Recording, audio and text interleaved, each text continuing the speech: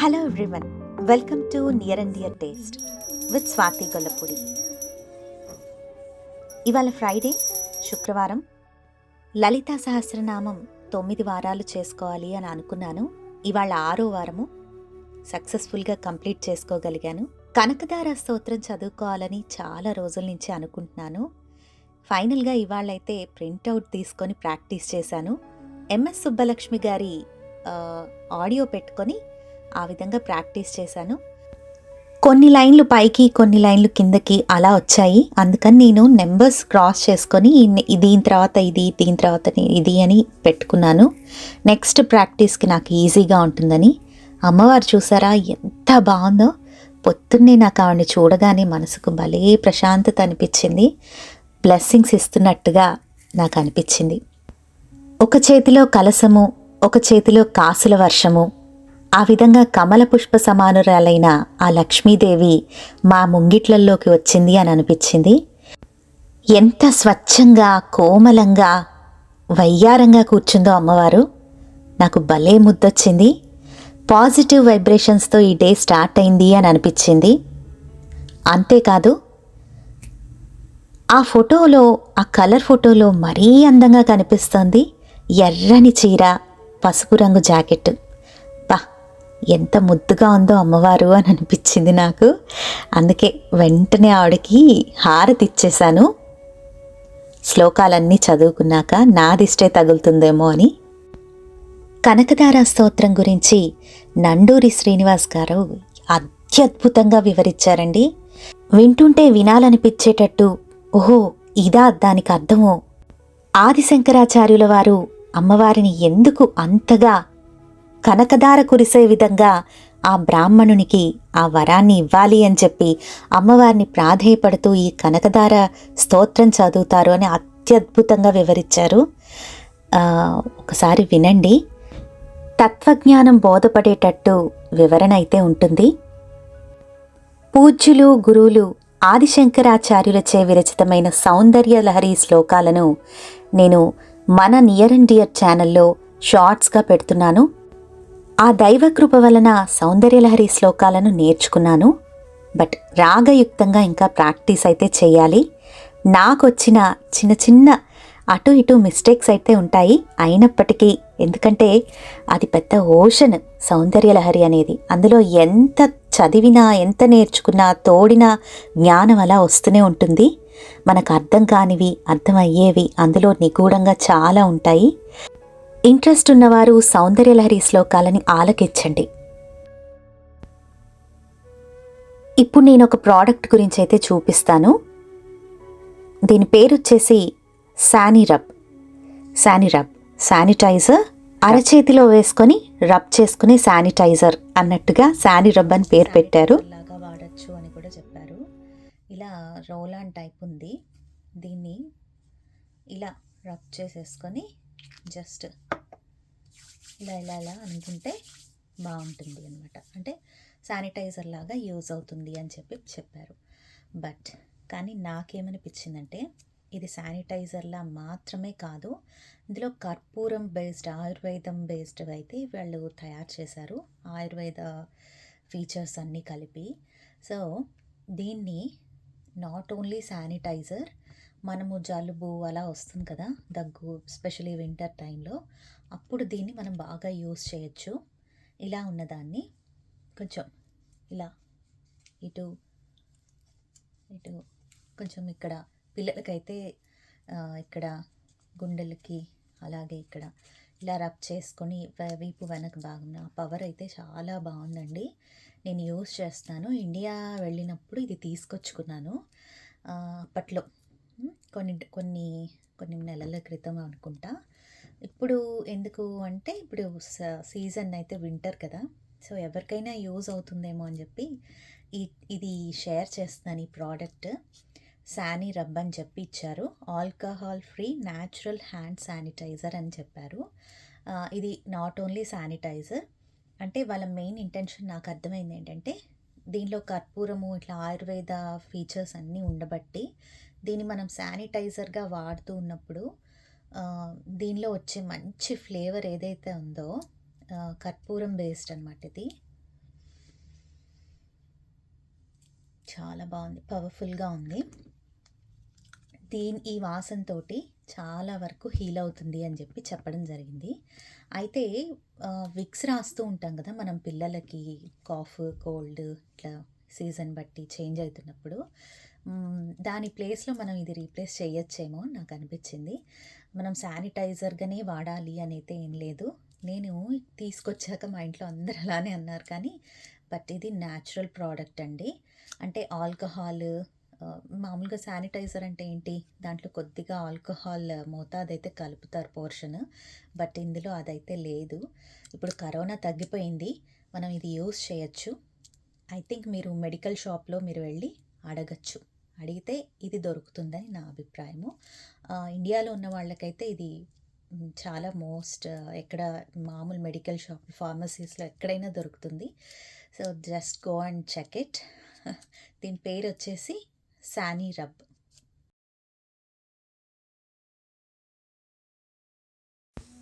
ఇవాళ evening snack pakodi చేస్తున్నాను. పిల్లలు వచ్చారు అంటే స్కూల్ నుంచి వాళ్ళకి ఏదో ఒకటి తయారు చేసి పెట్టాలండి. అమ్మయ్య ఇవాళ ఇది ఉంది, అమ్మయ్య బజార్ నుంచి ఇవి కొనుక్కొచ్చుకున్నాము, ఇవి పెట్టేద్దాం ఇవాళ అనుకోవడానికి లేదు.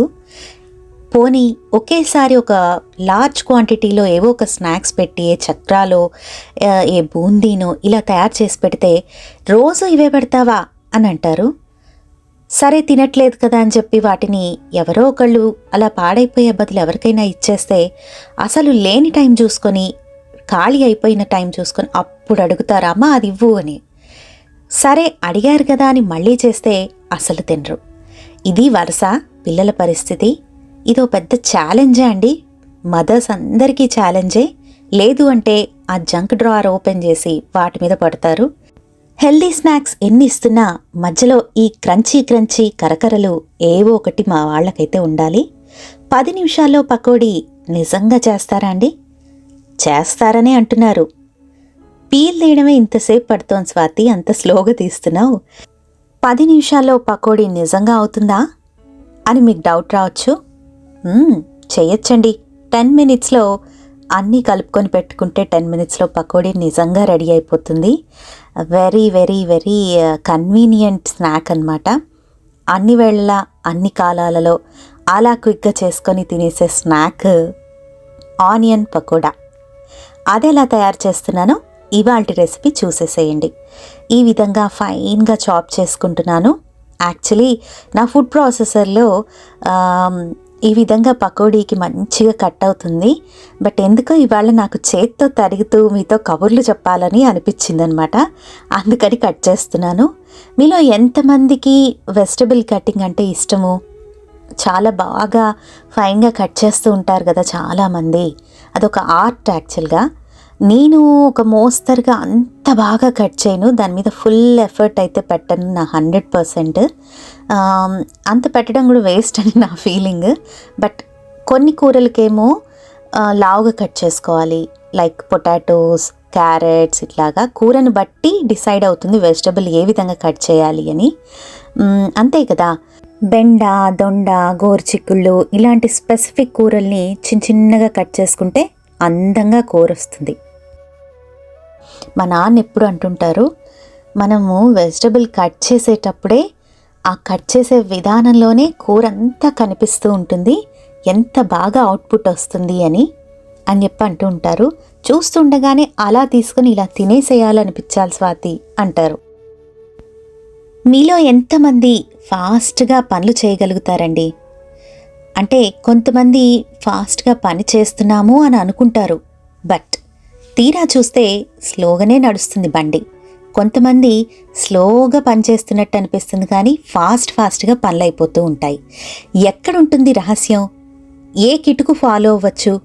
నాకు ఎలా అనిపిస్తుందంటే నా వర్క్ స్టైల్ నేను పని చేస్తున్నట్టే ఉంటుంది, కానీ ఎక్కడి గొంగలి అక్కడే అన్నట్టుంటుంది. పని ఎప్పటికీ తెవలదు.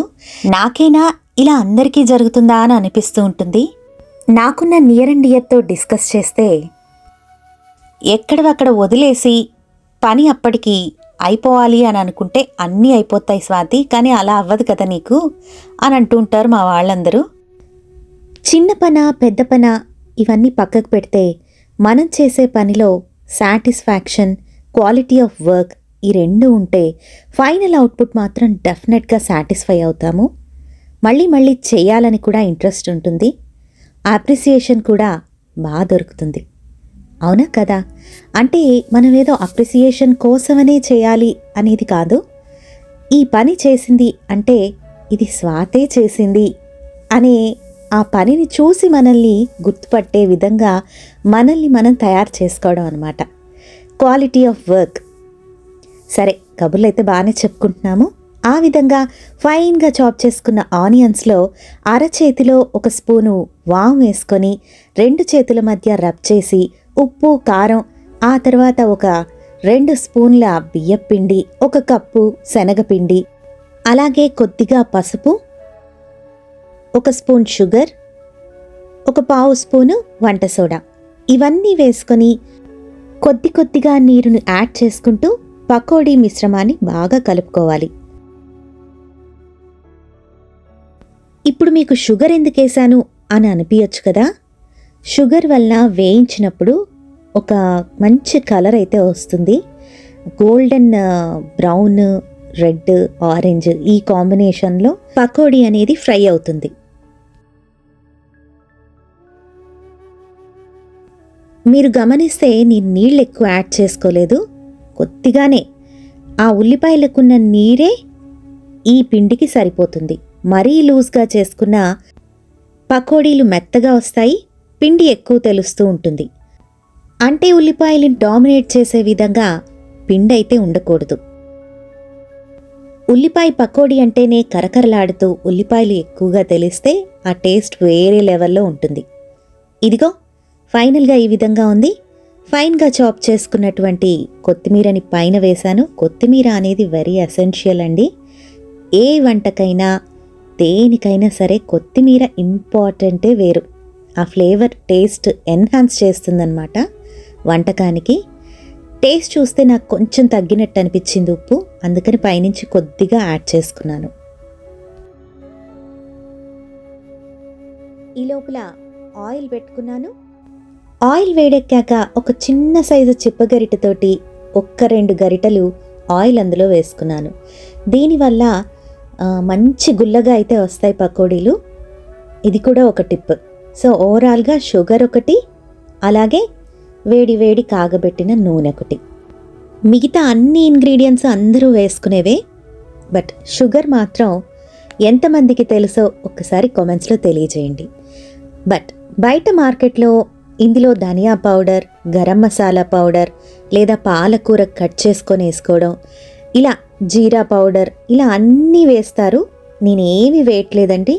ట్రెడిషనల్గా మన చిన్నప్పటి నుంచి మన అమ్మమ్మలు, బామ్మలు ఏ విధంగా తయారు చేస్తారో శనగపిండి పకోడీ, ఉల్లిపాయ పకోడీ, అదే ఇవాళ మీకు చూపిస్తున్నాను.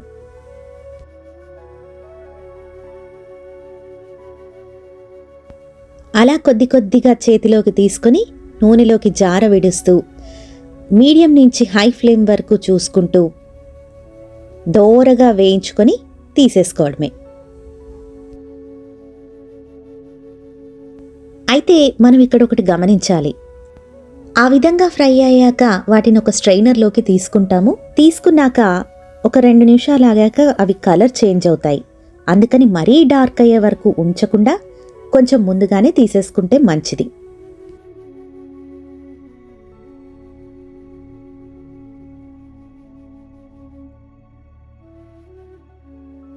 మళ్ళీ నెక్స్ట్ బ్యాచ్ వేసుకుంటున్నాను.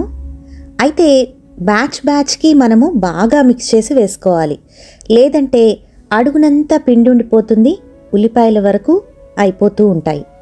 అప్పుడు లాస్ట్ బ్యాచ్కి వచ్చేసరికి ఎక్కువ పిండి అయితే అడుగున మిగిలిపోతూ ఉంటుంది. కాబట్టి ఉల్లిపాయలతో పాటు పిండి మిశ్రమాన్ని బాగా మిక్స్ చేసుకొని చేతి నిండా వచ్చేటట్టు పట్టుకొని వేసుకోవాలి. అబ్బా, చాలా టెంప్టింగ్గా ఉందండి. ఈ వీడియో చేసి నేను తర్వాత వాయిస్ ఓవర్ ఇస్తున్నాను, కానీ మళ్ళీ తినాలి అని అనిపిస్తోంది. అప్పుడు తినేశాను, మళ్ళీ నెక్స్ట్ ఇంకా తినాలి అని అనిపిస్తోంది. ఇదిగో ఫైనల్గా వచ్చేసాయి మన క్రిస్పీ పకోడీ.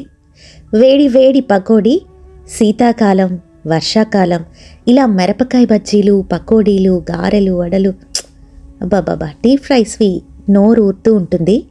నేను మరో వీడియోలో మిరపకాయ బజ్జీలు వేయటం చూపిస్తాను.